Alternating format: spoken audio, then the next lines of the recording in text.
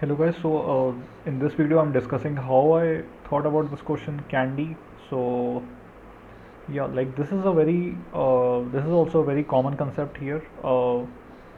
Like here there are n children standing in a line, each child is assigned a rating value. You are given candies to these children subjected to the following requirements. Each child must have at least one candy. Okay, children with a higher rating get more candies than their neighbors. So the children with higher rating get more candies. So higher rating is equal to more candies. That means that the one with the lowest rating will have the least amount of candies. Okay, so the one with the lowest rating will have the least amount of candies. So if we traverse in the order from low to high, we can ensure that uh, the current person the current person will have the correct amount of candies.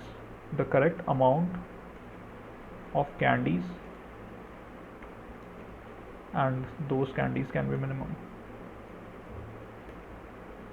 Why? Because we are traversing from low to high.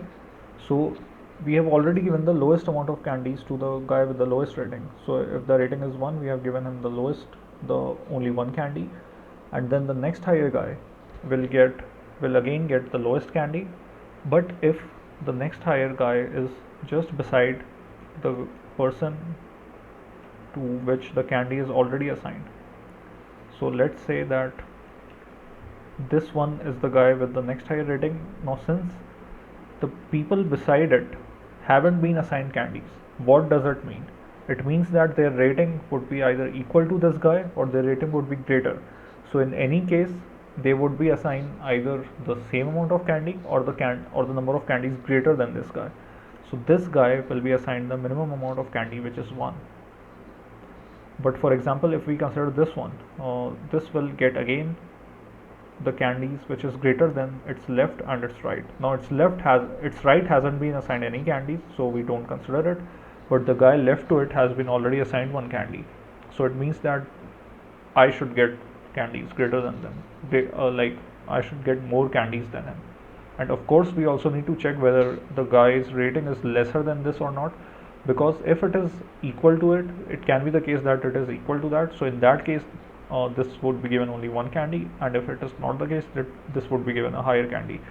So in this way we ensure that the candy given to the current guy is always the minimum amount of candy, either greater or higher, and like and we get the surety whenever we move from low to high.